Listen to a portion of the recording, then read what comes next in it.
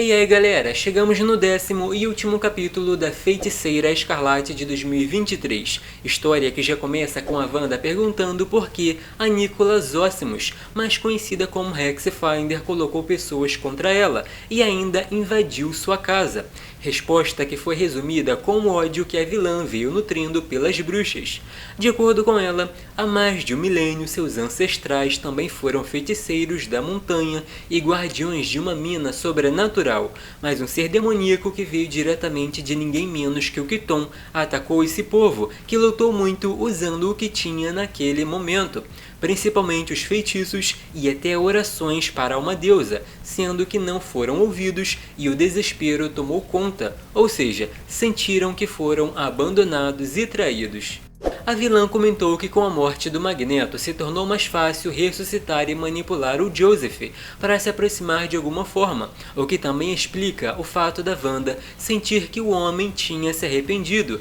chegando ao ponto de mostrar boas intenções, lutando e aprendendo muita coisa nesse meio tempo, o que não foi suficiente porque com o processo de ressurreição o cérebro dele foi manipulado para ser basicamente uma marionete. Mas continuando com o que aconteceu com aquele povo antigo, os sobreviventes fizeram ferramentas sagradas para continuar lutando contra os inimigos, dando a entender que também ensinaram as próximas gerações, e entre esses ensinamentos a alquimia. Tanto que a Hexfinder se mostrou uma mestra que entende muito de transmutação e materiais capazes de lidar com a própria magia, chegando a afirmar que tinha muito daquele metal embaixo de Loki. Se tratando dos feiticeiros do mal que matou, afirmou que eram apenas um aviso, ainda mais para Wanda, que tem essa aproximação com o Quiton e o verdadeiro Darkhold. Logo em seguida, podemos ver uma cena meio cômica com a Darcy se aproximando de Luvas, dizendo que aquela era a almofada da vida e da morte, que com apenas um toque podia matar os maus e curar os bons, sendo que com apenas um toque da vilã, o objeto caiu, parecendo mudar a densidade, sendo que na verdade era só coisa da Darcy para conseguir tempo da patroa reagir. O que deu certo, porque ali podemos ver uma explosão de energia lançada diretamente pelo chão, fazendo as coisas subirem de nível. Quando a luta começou, a Hexfinder afirmou que sabe transmutar feitiços, mas de qualquer modo ainda é humana, e aí a ideia da Wanda foi tirar o oxigênio, o que também não deu certo, porque a oponente sabia criar tão rápido quanto perdia. Porém, havia mais uma maneira da Wanda fazer isso, que era justamente manipulando o solo no formato de uma mão para apertar até a outra não aguentar mais, ainda dizendo que devia ter ido até ela de um modo mais direto, sem colocar a família no meio da história. Joseph, que não tinha escolha, teve que manipular aquele metal do solo para criar uma barreira que tinha como objetivo encurralar, deixando a heroína com poucas opções. Apesar da moça perguntar se pensavam mesmo que isso faria dela menos perigosa. Seguindo em frente, a vilã usou uma arma para atacar e ainda disse que pode fazer isso porque é uma alquimista, não uma ludita, que no caso é um tipo de pessoa que não gosta muito de tecnologia. De qualquer modo, parece que não tinha dado certo, porque a arma foi feita em pedaços. Enquanto isso, a Darcy, que não tinha muito o que fazer se tratando de poder, se aproximou do Joseph para ver se tinha como argumentar e aí sim ele fazer alguma coisa, reforçando que a Wanda morreria para salvar a vida deles se fosse preciso. O tenso é que, voltando para a luta, podemos ver que aquele líquido foi usado para fazer a bruxa afundar, que por sua vez saiu voando dentro de uma ave de pura energia, bem furiosa porque pensa que a ressurreição é um presente e ninguém deve brincar com a vida de alguém, deixando bem claro que não estava nem um pouco feliz com toda essa situação.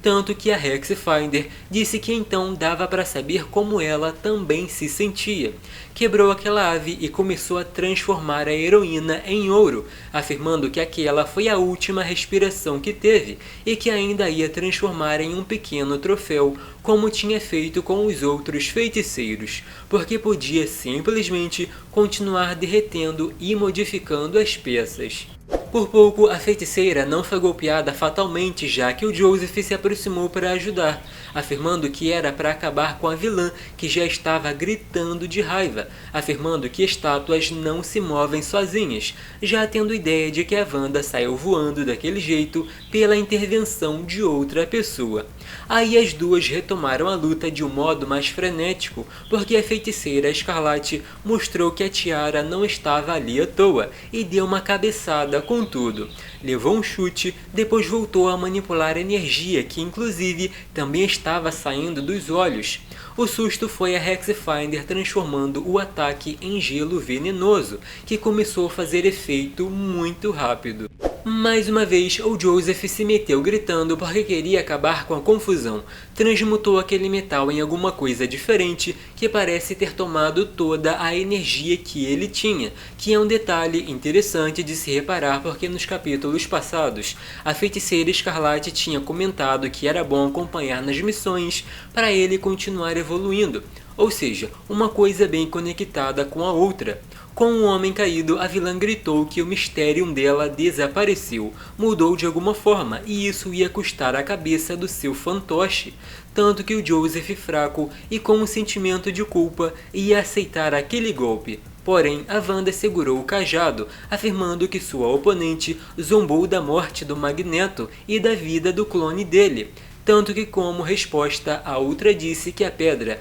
era apenas uma muleta e que ia continuar com a vingança até a Wanda implorar para parar. Mas como não ia, reforçou que a vilã desrespeitou o pai dela e um amigo, tanto que atacou criando uma figura de energia, parecida com um caduceu gigante, que muitos dizem ser utilizado como símbolo do equilíbrio moral e da boa conduta, e mesmo sendo derrotada, a Hexfinder debochava que a heroína tinha falhado com o mesmo homem 2 vezes. Chegando ao fim dessa luta, podemos ver a Darcy e a Wanda ajudando o Joseph, muito fraco, falando sobre as mentiras e que pelo menos uma vez tinha que fazer algo para mostrar que era aquele que elas acreditavam, que no caso, um homem que tinha tudo para mudar e ser alguém melhor. Não resistindo e fechando os olhos nos braços da feiticeira, que já tinha comentado que não estava com o pai nos últimos momentos, mas esteve nos últimos momentos do clone,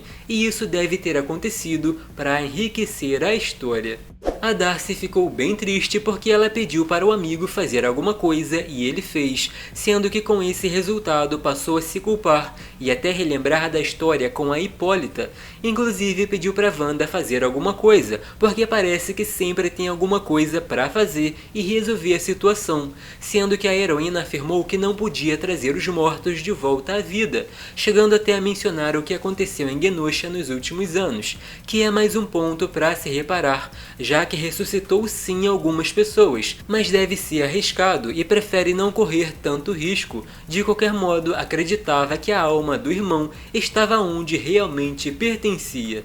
Aí a narração falou umas coisas bem bonitas e emocionantes sobre a própria feiticeira Escarlate dizer a um amigo que morreu pela redenção, que agora vive, mas não sendo a mesma, que mudou pela alquimia do momento, mas enquanto estiver mudando, quer dizer que está viva. O detalhe é que o quadrinho mostrou alguém que parecia o Joseph reencarnando em um jovem, mas para ficar ainda mais interessante, Polaris recebeu uma amostra daquele material e afirmou que ele mudou o metal anti-magia para um tipo transparente com propriedades curativas únicas e potentes. Inclusive, a Wanda mencionou que no começo da Era Krakoa, o Magneto disse que os mutantes são novos deuses da Terra, e em hebraico, Joseph significa Deus acrescentará, o que quer dizer que esse metal é um presente e podem se aproximar dele para ficarem bem ou lembrar do amigo. Mas e aí, o que acharam dessa história?